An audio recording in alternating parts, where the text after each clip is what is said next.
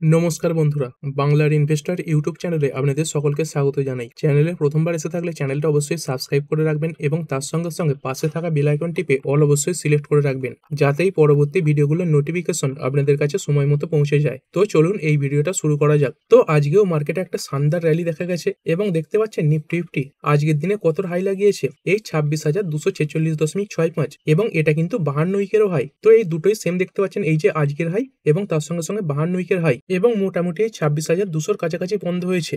তো বাজার কিন্তু এখন পজিটিভ নোটেই চলছে এবং যদি কথা বলি আমরা কিন্তু অল টাইম হাই থেকে খুব বেশি দূরে নেই। তো যদি নিফটির এই অল টাইম হাইয়ের কথা বলি, তো এই ইন্টারডেতে অল টাইম হাই কত লাগিয়েছিল, এই 26,277। আর আজকের হাই কত, আজকের হাই দেখতে পাচ্ছেন এই 26,246। তো মোটামুটি অল টাইম হাই থেকে আজকে মাত্র 30 পয়েন্ট নিচের এই 52 উইকের হাই কিন্তু লাগিয়ে দিয়েছে বা আজকের হাই লাগিয়ে দিয়েছে। এবং সেই ইন্টারডেতে নিফটি কতই ক্লোজিং দিয়েছিল, এই 26,216-তে ক্লোজিং দিয়েছিল এবং যদি দেখেন তার তুলনায় আজকের যে হাই সেটা কিন্তু বেশি, যদিও আজকে এই অল টাইম যে ক্লোজিং দিয়েছিল তার কিছুটা নিচেই ক্লোজিং হয়েছে। তো বাজারে এখন কোনো নেগেটিভ খবরই নেই এবং মার্কেট যদি এভাবেই চলে তাহলে কিন্তু একদিন দুদিনের মধ্যেই এই নিফটি এই অল টাইম হাই লাগিয়ে দেবে। তবে কিন্তু বিয়াররাও চেষ্টা করবে যাতে নিফটি ফিফটি এটা এত তাড়াতাড়ি অল টাইম হাই না লাগাতে পারে, তবেই নিফটি ফিফটি এটা তো একদিন না একদিন এই যে অল টাইম হাই সেটাকে ভাঙবেই। তো সেটাই দেখার ব্যাপার থাকবে যে এই সপ্তাহতেই Nifty fifty all time high ভাঙতে পারছে কিনা, কারণ এই যে লেভেলটা এটা কিন্তু একটা স্ট্রং রেজিস্ট্যান্স জোন হিসেবে কাজ করছে। তো বিগত কয়েক মাসে দেখতে পেলেন এই নিফটি বারবার এই 26-এর উপরে যাচ্ছে এবং তারপরে আবার নিচে পড়ে এই 25,500-র কাছাকাছি আসছে। তো এটাই কিন্তু এখন একটা গুরুত্বপূর্ণ লেভেল থাকবে যে অল টাইম হাইটাকে ভাঙতে পারছে কিনা। আর নিচের দিকে তো এই 26,050 বা 26,000 এগুলোকে একটা লেভেল ধরতে পারেন। তারপরে বিএসসি সেন্সেক্স এটা আজকের দিনে 0.52% বেড়েছে আর এই নিফটি ব্যাংক এটা বেড়েছে 0.22%। তারপরে যদি ইন্ডাইসেস গুলোর কথা বলি, তো নিফটি নেক্সট 50 সামান্য নেগেটিভে বন্ধ হয়েছে। নিফটি ব্যাংক বেড়েছে 0.22%। তারপরে ফাইন্যান্সিয়াল সার্ভিসেস এটা 0.79% বেড়েছে। মিড ক্যাপ এতে সামান্য পতন দেখা গেছে 0.06%। তারপরে এই 100, 200, 500 এইগুলো সব 0.30% থেকে 0.55%-এর কাছাকাছি বাড়া। মিড ক্যাপ 50 এটা একদম নিউট্রাল ক্লোজ হয়ে গেছে। তারপরে মিড ক্যাপ 100 এটা 0.02% পজিটিভ। তারপরে স্মল ক্যাপ 100 এটাও সামান্য নেগেটিভে বন্ধ হয়েছে। তারপরে মিড ক্যাপ 150 এটাও সামান্য নেগেটিভ রয়েছে এবং স্মল ক্যাপ 50 এটাও কিন্তু সামান্য নেগেটিভে বন্ধ হয়েছে। মানে আজকের এই যে তেজি সেটা কিন্তু শুধুমাত্র ইন্ডেক্স ওয়াইজ দেখা গেছে, মানে বড় বড় যে কোম্পানিগুলো এই ইন্ডেক্সের মধ্যে রয়েছে, নিফটি ফিফটির মধ্যে রয়েছে, সেন্সেক্সের মধ্যে রয়েছে, সেগুলোই বেড়েছে। অন্যদিকে স্মল ক্যাপ এবং মিড ক্যাপ এগুলোতে কিন্তু মোটামুটি একটা পতন দেখা গেছে, মানে নিউট্রাল পারফরমেন্স। কিছু স্টক বেড়েছে এবং কিছু স্টক পড়েওছে এবং ওভারঅল মার্কেট ব্রেথও আজকে খারাপ ছিল। যদি দেখেন এই 1716খানা স্টক আজকের দিনে নেগেটিভে বন্ধ হয়েছে এবং সেই তুলনায় বেড়েছে কটা, 1383খানা। তো যে যে স্টকগুলো বেড়েছে সেই স্টক যদি আপনার পোর্টফোলিওতে থাকে তাহলে আপনার পোর্টফোলিও আজকে পজিটিভে বন্ধ হয়েছে, এবং যে স্টকগুলো পড়েছে সেগুলো যদি আপনার পোর্টফোলিওতে থাকে তাহলে আপনার পোর্টফোলিও নেগেটিভে বন্ধ হয়েছে। এটাই কিন্তু স্বাভাবিক ব্যাপার। আর যদি সেক্টর ওয়াইজ কথা বলি, এই সেক্টর ওয়াইজ কিন্তু মোটামুটি ভালো পারফরমেন্সই দেখা গেছে। নিফটি অটো এটা প্রায় 0.5%-এর কাছাকাছি বেড়েছে। ফাইন্যান্সিয়াল সার্ভিসেস এটা 0.70% বাড়া। এফএমসিজি এটাও সামান্য পজিটিভে বন্ধ হয়েছে। নিফটি আইটি এটা একদম ফ্ল্যাট পারফরমেন্স দেখিয়েছে 0.00। তারপরে নিফটি মিডিয়া এটাতে ভালো পতন দেখা গেছে, প্রায় 1.5%-এর কাছাকাছি পড়া। মেটাল সেক্টর এটা সামান্য পজিটিভে বন্ধ হয়েছে। ফার্মা পড়েছে 0.11%। ব্যাংকিং সেক্টরে ভালো পতন দেখা গেছে। এই পিএসইউ ব্যাংক মানে সরকারি যে ব্যাংকগুলো দেখতে পাচ্ছেন এদের যে ইন্ডেক্স এটা 0.89% পড়েছে। প্রাইভেট ব্যাংক এটা 0.31% বাড়া। আর যদি নিফটি রিয়েলটির কথা বলি, এটা 0.14% পড়ে বন্ধ হয়েছে। মোটামুটি দেখতে পাচ্ছেন ইন্ডিয়ান মার্কেটে ইন্ডেক্স ওয়াইজ ভালো একটা উত্থান কিন্তু লক্ষ্য করা গেছে। আর আজকে মার্কেটে যে তেজি দেখা গেল সেটা শুধুমাত্র ইন্ডিয়ান মার্কেটে নয়, গ্লোবাল মার্কেটেই এই যে তেজি সেটা দেখা যাচ্ছে। তো যদি দেখেন এই যে ডাউ জোন্সের ফিউচার্স এটা দেখতে পাচ্ছেন 0.5% উপরে ট্রেড করছে, 223 পয়েন্ট বাড়া। তার সঙ্গে সঙ্গে এই যে নাসডাকের ফিউচার এটা 1.39% বাড়া। তো এটা এই আমেরিকান মার্কেটের আইটি যে ইন্ডেক্স রয়েছে তার ফিউচার্স। তো এটা দেখতে পাচ্ছেন ভালো একটা উত্থান কিন্তু লক্ষ্য করা যাচ্ছে। এবং এর সঙ্গে সঙ্গে আরো অন্যান্য যে মার্কেট রয়েছে যেমন এই ড্যাক্স যেটা এই জার্মানির ইন্ডেক্স এটা দেখতে পাচ্ছেন 1%-এর কাছাকাছি বাড়া। তারপরে এই ফুটসি যেটা ইউকের মার্কেট এটা 0.54% বেড়েছে। তারপরে এই ক্যাক 40 এটা ফ্রান্সের মার্কেট এটা এই 0.66% বাড়া। তারপরে এই যে ইউরোস্টক্স এটা কি, এটা হচ্ছে ইউরোপিয়ান মার্কেটের একটা ইন্ডেক্স, এটা 0.84% বেড়েছে। আর এরপর যদি এশিয়ান মার্কেটগুলোর কথা বলি, তো দেখতে পাচ্ছেন এই জাপানের মার্কেট নিক্কেই এটা তো খুব ভালো একটা র্যালি দেখা গেছে, 2.65% বেড়েছে। তারপরে এই হ্যাংসেং ইন্ডেক্স তো এটা চীনের একটা ইন্ডেক্স, এতেও সামান্য পজিটিভিটি দেখা যাচ্ছে। এবং যদি কথা বলি শেষে কোসপি যেটা সাউথ কোরিয়ার মার্কেট এটা কিন্তু 1.92% বেড়েছে। তো এবার স্বাভাবিকভাবেই একটা প্রশ্ন মনে আসবে যে আজকের দিনে এই গ্লোবাল মার্কেট কেন বাড়লো এবং যার কারণে ইন্ডিয়ান মার্কেটও বেড়েছে, তো সেই কারণটা কি? তো চলুন সেটা দেখে নিই। তো এটা তো দেখতে পাচ্ছিলেন বাজারে এই যে এআই বাবল তৈরি হয়েছে, এই নিয়ে একটা কথাবার্তা তৈরি হয়েছিল, মানে এআই সেক্টরের যে স্টকগুলো সেগুলো ওভার ভ্যালুড হয়ে গেছে, এরকম রিপোর্টই কিন্তু সামনে আসছিল। তো অনেক বড় বড় ইনভেস্টর মার্কেটে শর্ট করেও রেখেছিলেন এবং তারপরে তাদের পজিশনও খালি করেছিলেন।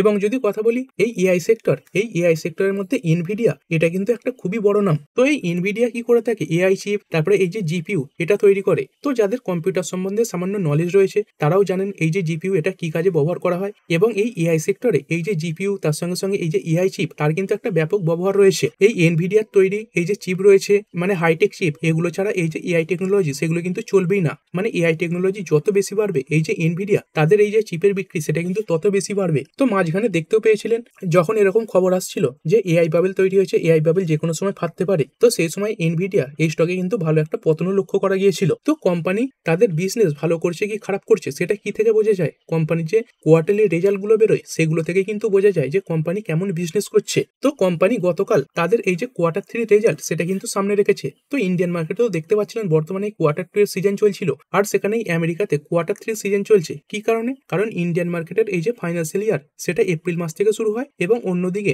এই যে আমেরিকার ফাইন্যান্সিয়াল ইয়ার সেটা কিন্তু এই 1 জানুয়ারি থেকে শুরু হয়ে যায়। তো সেই কারণে ইন্ডিয়াতে যখন Q1 হয়, আমেরিকাতে Q2 হয়, মানে একটা কোয়ার্টার কিন্তু এগিয়ে থাকে এই আমেরিকা। তো কোম্পানি তাদের Q3 রেজাল্ট পেশ করেছে, চলুন দেখে নিই কেমন রেজাল্ট এসেছে। তো যদি দেখেন কোম্পানির এই যে রেভিনিউ এটা কিন্তু রেকর্ড হাই হয়েছে। তো কোম্পানির রেভিনিউ এটা এসেছে এই $57 বিলিয়ন, যেটাই Q2 এর থেকে 22% বেশি, এবং এর আগের বছর এই Q3 থেকে 62% বেশি। তারপরে এই ডাটা সেন্টার থেকে রেভিনিউ কেমন এসেছে $51.2 বিলিয়ন, যেটা এর আগের কোয়ার্টারের তুলনায় 25% বেশি, এবং আগের বছর সেম কোয়ার্টারের তুলনায় 66% বেশি। তো এখানে যদি গ্যাপ রেজাল্ট দেখে নিই, দেখতে পাচ্ছেন রেভিনিউ এতে ইয়ারলি এবং কোয়ার্টারলি দু জায়গাতেই জাম দেখা গেছে। তারপরে এই যে গ্রস মার্জিন এটা ইয়ারলি সামান্য পড়েছে কিন্তু কোয়ার্টারলি বেড়ে গেছে। তার সঙ্গে সঙ্গে এই অপারেটিং ইনকাম এটা দেখতে পাচ্ছেন এই 21,869, এখান থেকে বেড়েছে 36,010, এটাও কোয়ার্টারলি বেশি হয়েছে। এবং নেট ইনকামেও দেখতে পাচ্ছেন ইয়ারলি এবং কোয়ার্টারলি সব জায়গাতেই কিন্তু ইমপ্রুভমেন্ট দেখা যাচ্ছে। এবং যদি ইপিএস এর কথা বলি, তো এই 0.78 ইপিএস এটা বেরোচ্ছে 1.30, যেটা কোয়ার্টারলিও বেশি। তো দেখতে পাচ্ছেন কোম্পানির এই যে নাম্বার এখানে শুধুমাত্র এই মার্জিনের দিক থেকেই ইয়ারলি কিছুটা খারাপ নাম্বার এসেছে, এবং বাকি যে ডেটাগুলো সেগুলো সবই কিন্তু স্ট্রং, এবং এর সঙ্গে সঙ্গে কোম্পানি ভালো ফোরকাস্টও রেখেছে। তো কোম্পানি আশা করছে এই 4 নম্বর কোয়ার্টারে তাদের এই যে রেভিনিউ এটা আসতে পারে এই $65 বিলিয়ন। তো বর্তমানে কত?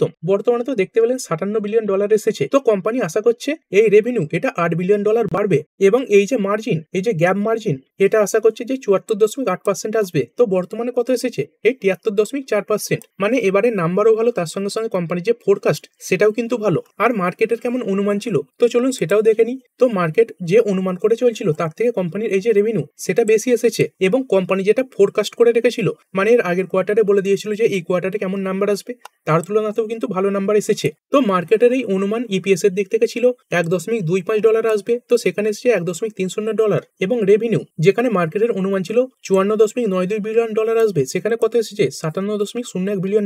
মানে সব দিক থেকেই কোম্পানির নাম্বার ভালো, এবং তার সঙ্গে সঙ্গে কোম্পানি যে ফোরকাস্টে রেখেছে মানে পরের কোয়ার্টারে $65 বিলিয়ন আসবে সেটাও কিন্তু ভালো। তো সেই কারণে যদি দেখেন গতকাল তো এই কোম্পানির যে নাম্বার সেটা এর ট্রেডিং বন্ধ হয়ে যাওয়ার পর এসেছিল, তখন 2.85% বাড়া ছিল, এবং তারপরে দেখতে পাচ্ছেন এই প্রি মার্কেট কত পার্সেন্ট বাড়া রয়েছে 4.72%। মানে আজকে এই ইনভিডিয়া স্টকে কিন্তু একটা বড় র্যালি দেখা যেতে পারে। এবং এর সঙ্গে সঙ্গে আরো অন্যান্য যে এআই রিলেটেড আমেরিকান কোম্পানিগুলো রয়েছে সেগুলো যদি দেখি, তো দেখতে পাচ্ছেন মেটা এটা প্রি মার্কেট 1.42% বাড়া। তারপরে এই আলফাবেট আইএনসি যেটা গুগলের পেরেন্ট কোম্পানি এটা 2%-এর উপরে বাড়া রয়েছে। তারপরে এই পালান্টিক টেকনোলজিস এটাও দেখতে পাচ্ছেন 3.25% বাড়া। এইগুলো কিন্তু সব প্রি মার্কেট বাড়া। তো এটাই দেখার ব্যাপার থাকবে আজকে আমেরিকান মার্কেটে এই কোম্পানিগুলো কেমন পারফরমেন্স দেখাচ্ছে। এবং তার সঙ্গে সঙ্গে দেখতে পাচ্ছেন কোম্পানির সিইও জেনসেন হুয়াং তিনি কিন্তু এই এআই বাবেলের যে ব্যাপারটা সেটাকে কিন্তু পুরোপুরিভাবে রিজেক্ট করছেন, কারণ তিনি বলছেন এই এআই বাবেল এটা কিন্তু তৈরি হয়নি, এবং কোম্পানির নাম্বার সেটাই কিন্তু বুঝিয়ে দিল। তো এই এআই বাবেলের যে ভয় একটা তৈরি হয়েছিল সেটা মোটামুটি মার্কেট থেকে আপাতত মুজলো, এবং তারপরে এরকম দেখতে পাচ্ছেন ইন্ডিয়ান মার্কেট তার সঙ্গে সঙ্গে গ্লোবাল মার্কেটে ভালো একটা র্যালি কিন্তু আজকের দিনে দেখা যাচ্ছে। এবং এর সঙ্গে সঙ্গে যদি কথা বলি আজকের দিনেই আমেরিকার যে জবলেস ক্লেমের ডেটা সেটা আসারও কিন্তু কথা রয়েছে। তো এই ডেটার উপরেও কিন্তু মার্কেটের নজর থাকবে। চলুন, এতক্ষণ তো গ্লোবাল মার্কেট নিয়ে কথা বলা হলো, এবার ইন্ডিয়ান মার্কেটে ফিরে যাওয়া যাক। তো প্রথমেই একটা আইপিও নিয়ে কথা বলবো। তো আজকে মার্কেটে একটা আইপিও লিস্ট হয়েছে। তো কি আইপিও? এই ফুজিয়ামা পাওয়ার আইপিও। তো দেখতে পাচ্ছেন ডিসকাউন্টে লিস্ট হয়ে গেছে। ইস্যু প্রাইস ছিল 228 টাকা, লিস্ট হয়েছে 220 টাকাতে। তো এই 3.51% ডিসকাউন্টে মার্কেটে লিস্ট হলো। আর এই লিস্ট হওয়ার পরে কেমন পারফরমেন্স দেখিয়েছে যদি দেখেন, এই লিস্ট হওয়ার পরেও প্রায় কিন্তু 5%-এর উপরে পড়ে গেছে এবং ইস্যু প্রাইস থেকে আজকে টোটাল এই 8.58% পড়ে বন্ধ হয়েছে। আর এরপরে রিসেন্টলি লিস্টেড কোম্পানি এই বিলিয়ন ব্রেন্স গ্যারেজ ভেঞ্চার্স বা গ্রো, এটা আজকের দিনেও দেখতে পাচ্ছেন 7.93% পড়েছে। এবং যদি দেখেন এই দুদিনে টপ লেভেল থেকে প্রায় কিন্তু 20%-এর কাছাকাছি এই কোম্পানি ডাউন হয়ে গেছে।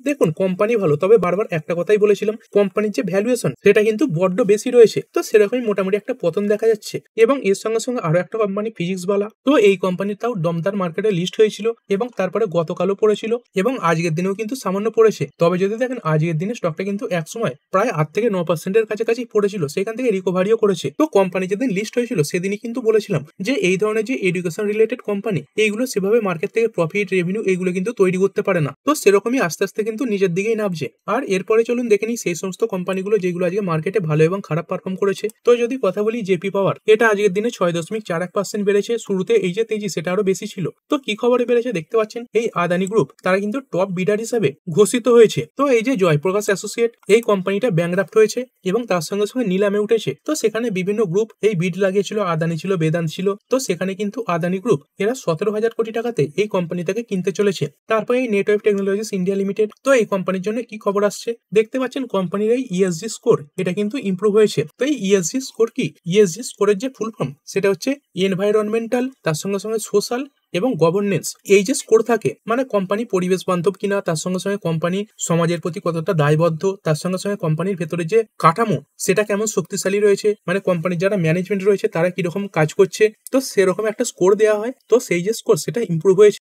এবং এই যে নেটওয়ার্ক টেকনোলজি এটা কিন্তু এআই সংক্রান্ত কাজও করে থাকে। আর আজকে তো মার্কেটে দেখতেই পাচ্ছেন এই এআই সংক্রান্ত কোম্পানিগুলোতে ভালো একটা তেজি দেখা যাচ্ছে, কারণ এই যে এনভিডিয়া তার যে নাম্বার সেটা কিন্তু খুবই ভালো এসেছে। এরপরের কোম্পানি রেডিকো খৈতান লিমিটেড, তো অ্যালকোহল সেগমেন্টে কাজ করা একটি কোম্পানি, এটা কিন্তু অন্যান্য যে কোম্পানিগুলো রয়েছে তাদের থেকে আউট পারফর্ম করছে। এই সেক্টরে আরো অনেক কোম্পানি রয়েছে, তাদের থেকে কোম্পানির পারফরমেন্স ভালো এবং বিভিন্ন যে অ্যানালিস্ট রয়েছে তারা কিন্তু মনে করছে এই কোম্পানিটা আরো উপরে উঠতে পারে। তো বর্তমানে দাম চলছে 3400-র কাছাকাছি। যদি দেখেন বিভিন্ন অ্যানালিস্ট এই 3710 পর্যন্ত কিন্তু টার্গেট দিচ্ছে। এরপরে টিবিওটে এটা 4%-এর উপরে বেড়েছে।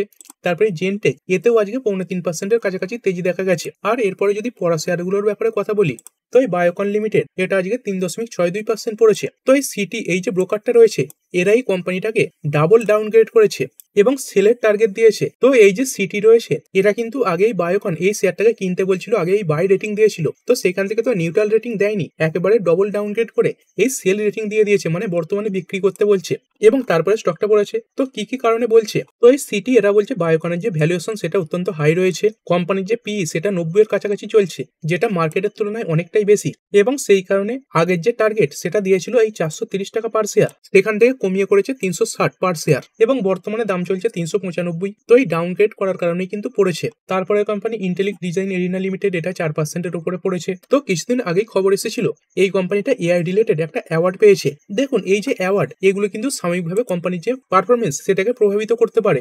যদি 5 দিনেও দেখেন দেখতে পাচ্ছেন কিছুটা বেড়েছিল, তবে এই যে অ্যাওয়ার্ড এগুলো কিন্তু কোম্পানির যে বিজনেস সেগুলোকে কোনোভাবে প্রভাবিত করতে পারে না। দেখুন কোন একটা কোম্পানি অ্যাওয়ার্ড পেয়ে গেল তার মানে তো এই নয় যে কোম্পানির বিজনেস বেড়ে যাবে বা কোম্পানির বিজনেস কমে যাবে। তো দেখতে পাচ্ছেন সেরকম খবরে বেড়েছিল এবং তারপরে আস্তে আস্তে নিচের দিকে আবার পড়েওছে। তারপরে স্যাগিলিটি এটা 1.27% ডাউন হয়েছে। আদিত্য বিড়লা লাইফস্টাইল এটা 3.52% পড়েছে। তারপরে স্নাইডার ইলেকট্রিক এটা 3.41% ডাউন। এবং যদি কথা বলি সম্মান ক্যাপিটাল লিমিটেড, তো শুরুতে দেখতে পাচ্ছেন অনেকটাই ডাউন হয়ে গেছিল এবং তারপরে আস্তে আস্তে রিকভার করে দিনের শেষে 1.85% পড়েছিল। তো সুপ্রিম কোর্টে যে বিভিন্ন এজেন্সিগুলো রয়েছে তাদেরকে জোরদারভাবে তদন্ত করতে বলেছে, এই খবরে গতকাল পড়েও ছিল। যদি দেখেন এই গতকালে একটা বড় ডাউনফল এসেছিল, তো আজকের দিনে কেন রিকভারি এলো? কোম্পানি কিছু ক্ল্যারিফিকেশন সামনে রেখেছে। তো কোম্পানি কি বলছে? কোম্পানি বলছে সুপ্রিম কোর্ট যে কেস নিয়ে কথা বলছে সেটা কিন্তু কোম্পানির এক্স প্রমোটারের ব্যাপারে, মানে যেই ব্যক্তি বা যেই সংস্থার জন্য এই কেস চলছে সে কিন্তু এই কোম্পানির আর প্রমোটার নেই। তো যারা দীর্ঘদিন এই মার্কেটে রয়েছেন তাদের কাছে হয়তো এই সাম্মান ক্যাপিটাল এটা নতুন নাম হতে পারে। অনেকেই হয়তো এই কোম্পানিটাকে চেনেন। এই কোম্পানিটা আগে এই ইন্ডিয়া বুলস হাউসিং ফাইন্যান্স নামে কিন্তু মার্কেটে লিস্ট ছিল। তো তারপরে কোম্পানি কিন্তু তাদের নাম পাল্টেছে। তো এই যে আগের কোম্পানি, এইখানে কিন্তু প্রচুর কন্ট্রোভার্সি তৈরি হতো। তো সেরকমই কিছু কেস নিয়ে এই সুপ্রিম কোর্টের নির্দেশ হতে পারে। তো কোম্পানি সেরকমটাই বলেছে। আর এরপরে যদি নিফটি ফিফটির কথা বলি, তো 34টা কোম্পানি আজকে পজিটিভে বন্ধ হয়েছে এবং 16টা নেগেটিভে বন্ধ হয়েছে। আর কোনগুলো ভালো এবং খারাপ পারফর্ম করলো, তো যদি নিফটি ফিফটির মধ্যে কথা বলি, তো এই আইচার মোটর এটা 3.31% বেড়েছে। তারপরে বাজাজ ফাইন্যান্স বেড়েছে 2.30%। বাজাজ ফিনসার্ভ এটা 2.29% বেড়েছে। তারপরে রিলায়েন্স এটাও 2%-এর উপরে বেড়েছে এবং টেক মাহিন্দ্রা এটা 1.82% বেড়েছে। আর অন্যদিকে পড়লো কোনগুলো, তো দেখতে পাচ্ছেন এশিয়ান পেন্টস এটা 1.16% ডাউন। তারপরে এইচসিএল টেক এটা 1%-এর কাছাকাছি ডাউন এবং বাকিগুলোতে 1%-এর কম পড়েছে। এই টাইটান এটা 0.84% পড়া এবং হিন্দুস্তান ইউনিলিভার এটা 0.52% পড়েছে। আর এই ওএনজিসি এটা 0.41% পড়েছে। তো দেখতে পাচ্ছেন যেখানে বাড়া শেয়ারের এই যে পার্সেন্টেজ সেটা 3%, 2.5% এরকম রয়েছে, সেখানে এই যে পড়া শেয়ারের পার্সেন্টেজ এগুলি কিন্তু খুবই কম রয়েছে। তো সেরকমই হিসাবে আজকে কিন্তু এই নিফটি ফিফটিতে র্যালিও দেখা গেছে। তো এই ভিডিওটা এখানেই শেষ করছি। পরবর্তী ভিডিওতে আরো কিছু স্টক স্পেসিফিক তার সঙ্গে সঙ্গে গ্লোবাল নিউজ এগুলোকে কভার করা হবে। তো ঠিক আছে বন্ধুরা, আশা করছি ভিডিওটা আপনাদের ভালো লেগেছে। আপনি চাইলে এটাকে লাইক এবং শেয়ার করতে পারেন। আর শেয়ার মার্কেট সংক্রান্ত ডেইলি নিউজ আপডেট পেতে চ্যানেলটা সাবস্ক্রাইব করে রাখবেন এবং পাশে থাকা বেল আইকনটি টিপে অল অবশ্যই সিলেক্ট করে রাখবেন, যাতে পরবর্তী ভিডিওর নোটিফিকেশন আপনার কাছে সময় মতো পৌঁছে যায়। আর হ্যাঁ, ভিডিওটি শুধুমাত্র ইনফরমেশন এবং এডুকেশনাল পারপাসের জন্য বানানো হয়েছে। আমি সেবি রেজিস্টার্ড নই, তাই কোনো প্রকার শেয়ারে কোনো প্রকার বাই, সেল, হোল্ড বা অ্যাভারেজ করার কোনো সিদ্ধান্ত নেওয়ার আগে আপনার যে ফাইন্যান্সিয়াল অ্যাডভাইজার আছে তার সঙ্গে অবশ্যই আলোচনা করবেন। দেখা হচ্ছে পরের ভিডিওতে। ধন্যবাদ।